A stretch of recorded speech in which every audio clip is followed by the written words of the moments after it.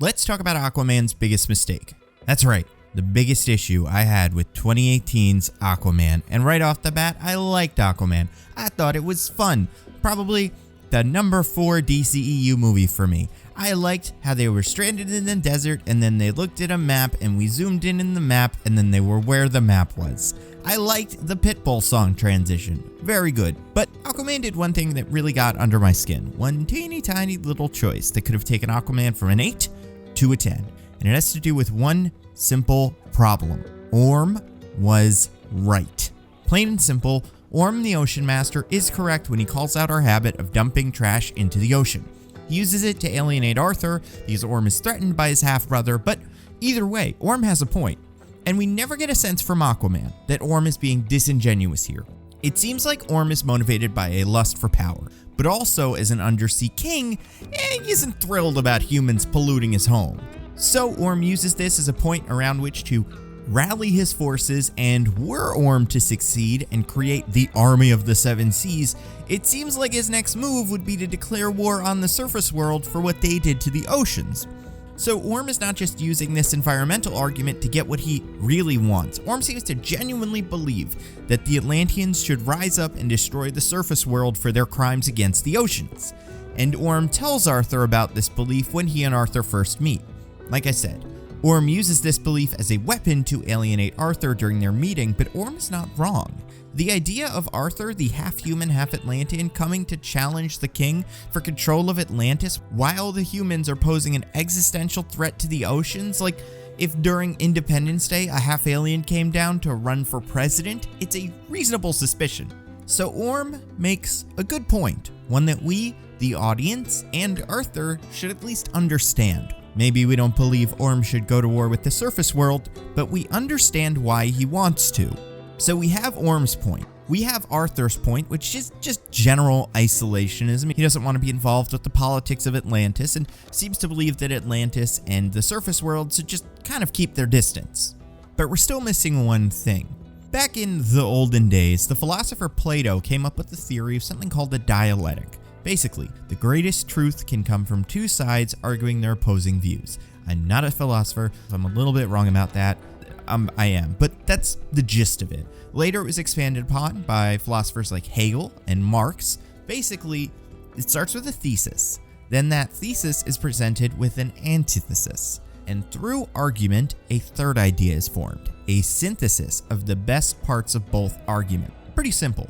And screenwriting definitely understands this. Look at Black Panther, a movie that's pretty much a reverse Aquaman. It does this really well. T'Challa believes Wakanda needs to remain isolated. Thesis. Killmonger believes Wakanda has left its black brothers and sisters and the rest of the world behind, and the only way to rectify that is to wage war on their oppressors. Antithesis. And by the end of the movie, T'Challa has created a synthesis. Wakanda needs to take on an active role in helping the global black community, but through philanthropy instead of violence. Aquaman almost has this. Aquaman espouses and represents the belief that the sea and the land should remain isolated. Thesis. Orm comes in with his belief that pollution and global warming have left no choice but for Atlantis to go to war with the surface. Antithesis. So of course, the synthesis would be something like Atlantis needs to reveal itself to the world and act as protectors of the ocean peacefully. However, Aquaman doesn't really have time for this. In fact, after Arthur visits Atlantis, we don't really get much mention of the surface again. Yes, the characters do go to the surface, but they don't grapple with the idea of how Atlantis should deal with pollution. They just kind of go. The surface is nice. It has yummy flowers and books.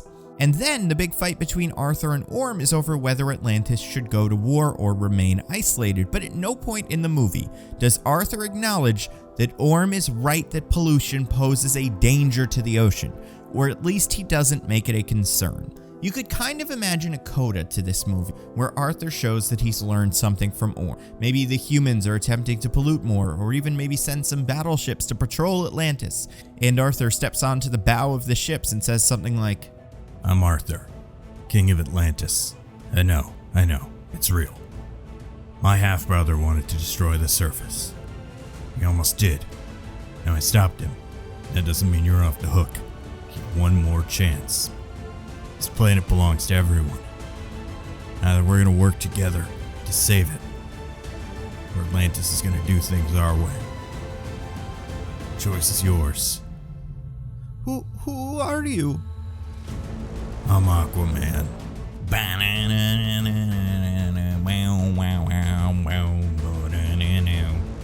That's all you need. Arthur's changed. He's learned the lesson of the movie. And you know what? He's a better king because of it. Hey everybody, Nando here, IV Movies. I have good news and bad news. The bad news is the oceans, not doing so hot. We have not been good to the oceans. To be fair, the planet in general, not doing so hot, but the oceans, boy, we dump an estimated 11 million tons of trash into the ocean every year. There's so much trash in the ocean. It's great. It's where the food comes from. It's where the Aquaman lives. It's a very important place. We need to take it seriously. So, I'm working on a campaign called TeamSeas. See it on the shirt here? It's a handsome little shirt. It was created by Mr. Beast and a bunch of other awesome YouTubers. And what it is it's a project where a bunch of us are getting together to raise awareness about the amount of pollution in the ocean, which, as I've already stated, it's a lot. And we're giving you guys a way to help. We're trying to raise $30 million to get 30 million pounds of trash out of the ocean. We are working with two groups, the Ocean Conservancy and the Ocean Cleanup Project. Every dollar you give to the TeamSeas project goes straight to getting 1 pound of trash out of the ocean. It's something we need to do, otherwise this guy in the purple, he's gonna rise up again and take over the 7 seas. Look at him here, he can't wait. Hey, Orm, I got good news, buddy.